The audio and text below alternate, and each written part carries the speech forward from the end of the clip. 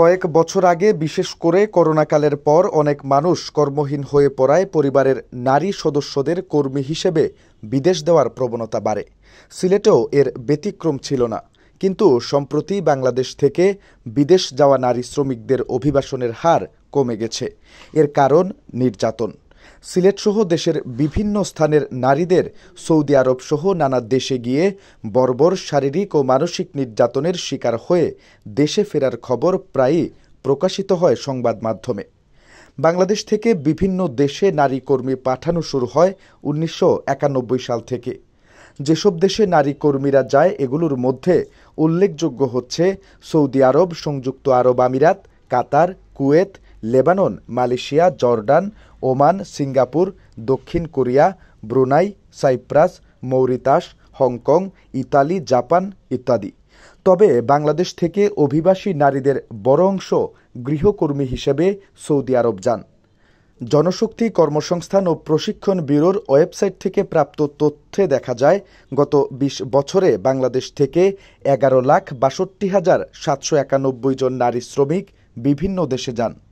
সরকারি এ সংস্থাটির তথ্য বিশ্লেষণ করে দেখা যায়, বিদেশে নারী কর্মী যাওয়ার পর থেকে ২০১৭ সালে এক বছরে সর্বোচ্চ ১,২১,৯২৫ জন নারী বিদেশে যান। ২০১৯ সাল পর্যন্ত বছরে ১ লাখের বেশি নারী কর্মী পাঠানোর ধারা অব্যাহত ছিল।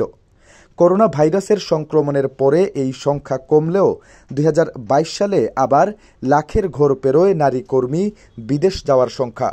গত বছর আবার কমে লাখের নিচে এসে দাঁড়িয়েছে। অথচ গত বছর সর্বোচ্চ সংখ্যক শ্রমিক প্রবাসী হয়েছে। এ সংখ্যা ১৩ লাখের বেশি।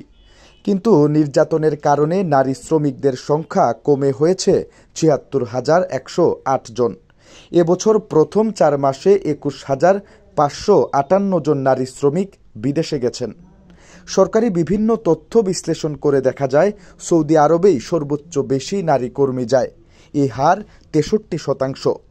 নির্যাতনের অভিযোগ ওঠায় ইন্দোনেশিয়া ও ফিলিপাইন গৃহকর্মী পাঠানো বন্ধ করে দিলে ২০১৫ সালে বাংলাদেশের সঙ্গে চুক্তি করে সৌদি আরব। তবে বাংলাদেশ থেকে যাওয়া ওইসব নারীদের অভিজ্ঞতা অনেক সময়ই সুখকর হয় না বলে অভিবাসন নিয়ে কাজ করা সংস্থাগুলো জানিয়েছে। কেননা গৃহকর্মী হিসেবে যারা যায় বেশিরভাগ সময়ই নির্যাতনের শিকার হয়, তাদের অনেককে দেশে ফিরে আসতে হয়। করোনা পরবর্তী সময়ে নারী কর্মীদের বিদেশ যাওয়ার সংখ্যা কিছুটা কমলেও ২০২২ সালেও সেই সংখ্যা ১ লাখের উপরে ছিল। কিন্তু গত বছর তা কমে ১ লাখের নিচে নেমে এসে দাঁড়িয়েছে। ২০২৩ সালে বাংলাদেশ থেকে অভিবাসী হয়েছেন ৭৬,১০৮ জন নারী। যদিও এই বছরের শুরুর ৪ মাসে নারীদের অভিবাসী হওয়ার হার আরও কমেছে। গত কয়েক বছরের তথ্যে দেখা গেছে, বিশেষ করে সৌদি আরব থেকে নির্যাতিত হয়ে দেশে ফিরে আসছেন অসংখ্য নারী। এছাড়া সেখানে কাজ করতে গিয়ে অস্বাভাবিক মৃত্যু, এছাড়াও আত্মহত্যা ও খুনের শিকার হয়েছেন অনেক নারী।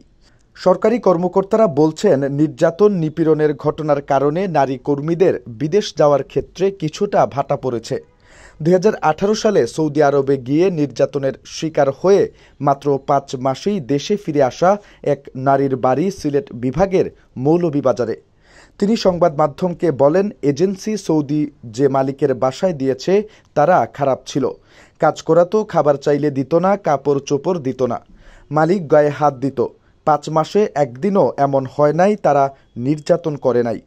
পরে এমন অবস্থা দাঁড়ায়, টিকে থাকতে না পেরে ওই বাসা থেকে পালাই। সৌদি পুলিশের কাছে সাহায্য চাই। পরে তারা এমবেসির সাথে কথা বলে কোম্পানির মাধ্যমে দেশে পাঠায়, বলেন এই নারী। শারীরিক নির্যাতনের কারণে গৃহকর্মী হিসেবে নারী শ্রমিক বিদেশ যাওয়ার সংখ্যা কিছুটা কমেছে বলে স্বীকার করছেন সরকারি কর্মকর্তারা।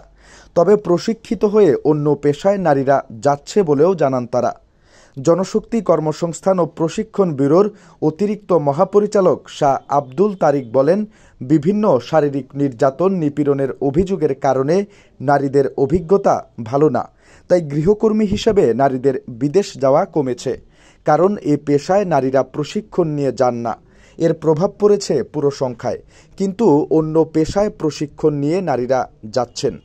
প্রবাসী কল্যাণ ও বৈদেশিক কর্মসংস্থান মন্ত্রণালয়ের প্রতিমন্ত্রী শফিকুর রহমান চৌধুরী বলেন, নারীর অভিবাসন শুধু নির্যাতন সমস্যার কারণে কমেনি, বরং ভাষাগত সমস্যা, সেখানে মানিয়ে নিতে না পারা সহ অন্যান্য সমস্যাও রয়েছে।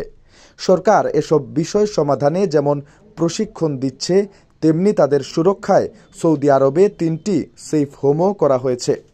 অভিযোগ পেলে নারীদের আইনি সহায়তাও দেওয়া হচ্ছে। সব ধরনের সহায়তাই করা হচ্ছে।